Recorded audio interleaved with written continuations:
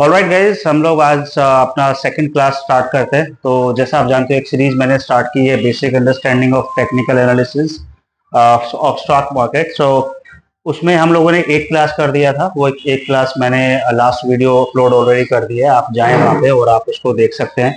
जो नए मेंबर्स आ रहे हैं वो क्लास नंबर 1 जरूर देख लें। उसके बाद हम ये क्लास नंबर 2 स्टार्ट कर रहे हैं।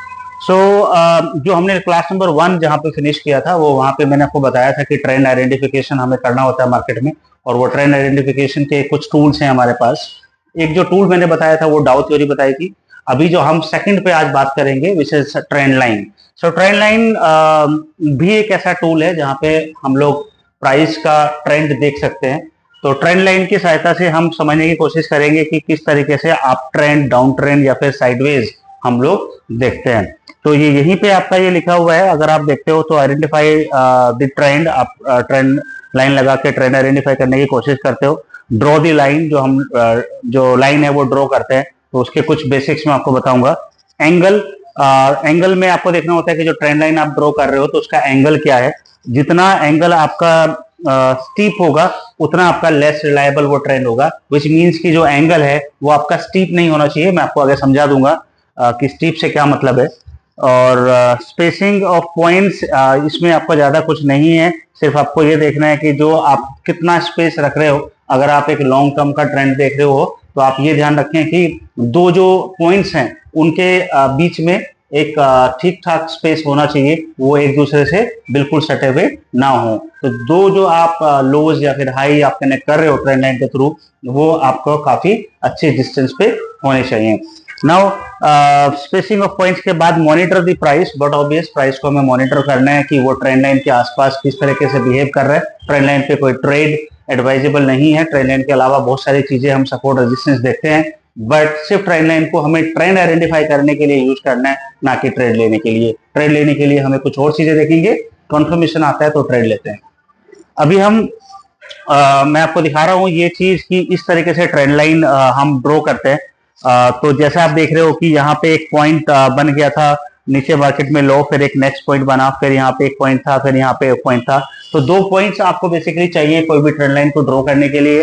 ध्यान आपको ऐसा रखना है, जब आपको दो पॉइंट मिल जाते हैं उनके बीच का जो स्पेस है, जो हमने बात की स्पेसिंग वाला, तो स्पेस आपको थोड़ा होना चाहिए बीच में, एक दूसरे से मिलते हुए अगर है तो वहां पे ट्रेंड लाइन आप नहीं खींचोगे। ट्रेंड लाइन खींचने के लिए दो पॉइंट है, उनमें थोड़ा स्पेस चाहिए। तो जब आपने इसको मिलाते हुए ट्रेंड लाइन को आप आगे की तरफ उसको एक्सटेंड करते हो, राइट एक्सटेंड करते हो, ट्रेंड लाइन की सेटिंग में भी आता है वो ऑप्शन। तो जब इसको एक्सटेंड करोगे तो आप देखोगे ये ट्रेंड लाइन आगे तक चली जाती है और प्राइस कहीं ना कहीं वहां आके सपोर्ट लेने की कोशिश करता है। और ये ट्रेंड लाइन जैसे आपको ऊपर की तरफ जा रही है तो आपको ये अप ट्रेंड दिखा रही है। नाउ अगर आपका जो लोज को मिलाते हुए आप ट्रेंड लाइन ड्रॉ कर रहे हो तो वो आपको अप ट्रेंड दिखाएगी। अगर हाईज को मिलाते आप ट्रेंड लाइन ड्रॉ करते हो तो आपको डाउन ट्रेंड दिखाएगी। जैसा मैंने पहले बोला, आपको ट्रेड यहाँ पे नहीं लेना है, ट्रेड आपको कंफर्मेशन के बाद लेना है। Now coming back to next thing कि साइडवेज ट्रेंड आप कैसे देखते हैं। तो ट्रेंड लाइन में आपको एक हॉरिजॉन्टल लाइन अगर आप ऊपर ड्रॉ कर देते हो और एक हॉरिजॉन्टल लाइन आप नीचे की तरफ ड्रॉ कर देते हो, दो पॉइंट्स मिलाते हुए, तो आपको अगर प्राइस इस रेंज के अंदर रहता है तो उसको आप बोलते हो कि प्राइस आपका साइडवेज ट्रेंड कर रहा है। ना फिर अप ट्रेंड है ना डाउन ट्रेंड है, वो साइडवेज है। नाउ अब हम बात करते हैं डाउन ट्रेंड की। तो जैसे मैंने बोला, अगर आप लोज को कनेक्ट करते हो तो आपका बनता है अप ट्रेंड। इसी तरीके से सिमिलरली अगर आप हाईज को ट्रेंड लाइन आप बनाते हो ड्रॉ करके, कनेक्ट करके, तो आपका बनता है वो डाउन ट्रेंड। नाउ अगर आप देख रहे हो कि एक पॉइंट यहाँ पे था, एक पॉइंट यहाँ पे था, आपने इन दोनों को कनेक्ट किया, अच्छा स्पेस है दोनों के बीच में, कनेक्ट करके आप उसको आगे एक्सटेंड करते हो, राइट एक्सटेंड, तो आपके जहां पे आगे प्राइस आपको आता है वहां से रिवर्सल लेता है, वो आपको पता चल जाएगा। और ये पता चल जाएगा कि ये मार्केट जो है वो आपका डाउन ट्रेंड में है। तो ये कुछ था ट्रेंड लाइन के बारे में गाइस। तो एंगल की अगर मैंने बात की थी, अगर आपको याद हो, एंगल हमने बताया था कि जितना स्टीपर आपका एंगल होगा उतना लेस रिलायबल होगा, विच मीन्स कि उस पर आप भरोसा नहीं कर सकते। तो आपको देखना यह है कि कोशिश रहे कि आपका जो ट्रेंड लाइन है वो कहीं ना कहीं 30-32 डिग्री से नीचे ही होना चाहिए। उसके ऊपर होगा तो वो लेस रिलायबल हो जाता है। तो अगर आप इस ट्रेंड लाइन का अगर आप डिग्री देखते हो तो ये कहीं ना कहीं 28 डिग्री पे है। अगर स्ट्रेट होता है तो आपकी 90 डिग्री हो जाती है। यहां से अगर आप इसको इस तरीके से आप देखते हो, लेकिन क्योंकि ये नीचे की तरफ आपको दिख रहा है तो वहां से आप देख रहे हो तो आपको ये 28 डिग्री पे है। अगर आप इसको वाई एक्सेस पढ़ोगे आप ये एक्स एक्सेस है और ये वाई एक्सेस है, तो सीधा लाइन आपको 90% दिखाएगा और ये आपको भी 28% पे है। जो जितना एंगल कम होगा उतना ट्रेंड लाइन आपका रिलायबल होगा, जितना स्टीप होगा एंगल बड़ा होगा उतना कम रिलायबल आपका ट्रेंड लाइन होगा। तो इसके बाद कुछ एग्जांपल्स यहाँ पे मैंने शो करने की कोशिश की है। जैसा आप देख रहे हो कि यहाँ से एक लो, ये लो और ये लो, इसको मिला के आपने ट्रेंड लाइन आगे आपने ड्रॉ किया, प्राइस बीच में बट ऑब्वियस उस ट्रेंड लाइन को तोड़ा, फिर वापस से ऊपर चला गया। इसीलिए ये बताना जरूरी है कि ट्रेंड लाइन के ब्रेक पे आप ट्रेड नहीं लेते हो, ट्रेंड लाइन से सिर्फ आप ट्रेंड आइडेंटिफाई करने की कोशिश करते हो। तो इसके रीजंस नीचे दिए हुए हैं कि क्यों ऐसा हुआ कि जब हमने एक ट्रेंड लाइन यहां से 1 और 2 को मिलाते हुए हमने आगे ड्रॉ की, तो थर्ड पे उसने सपोर्ट लिया बट फोर्थ पे उसने उसको ब्रेक कर दिया। बट जैसे मैंने अगेन वही बोल रहा हूं कि ब्रेक करने पे आपको वहां पे शॉर्ट नहीं जाना है, जस्ट बिकॉज ऑफ रीजन उसका ये है, मैंने यहाँ पे ये लिखा हुआ भी है कि why did the price give a fake break on the fourth test. यहाँ पे उसने फेक ब्रेक दिया क्योंकि वापस से फिर ऊपर चला गया। And why would I not have climb into the trade for a short on the breakout at 4, क्यों मैं यहाँ पे शॉर्ट ट्रेड नहीं लूंगा जब ट्रेंड लाइन का ब्रेक हो गया। तो उसका रीजन सिंपल है, जैसे मैंने बोला कि आपकी बाकी सपोर्ट्स रेजिस्टेंस होती हैं चार्ट में, तो उसको आपको ध्यान रखना होता है। किसी भी ट्रेंड लाइन के ब्रेक पे आपको शॉर्ट या लॉन्ग नहीं जाना है।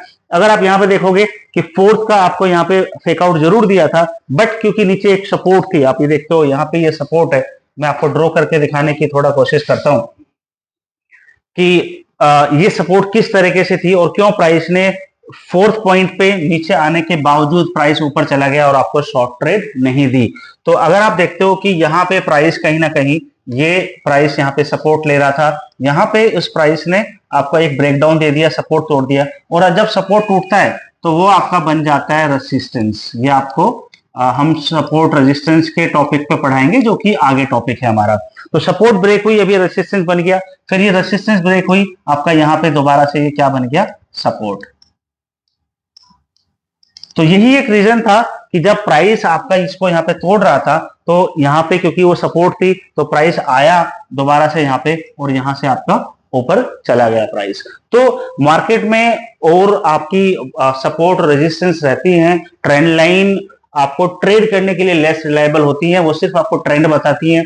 आप दूसरी सपोर्ट्स और रेजिस्टेंस देखोगे तब आप उस पर काम करने का कोशिश करोगे।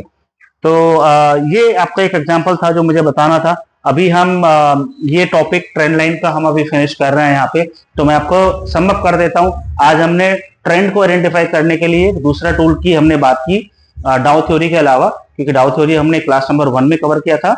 आज हमने जो कवर किया है वो है ट्रेंड लाइन।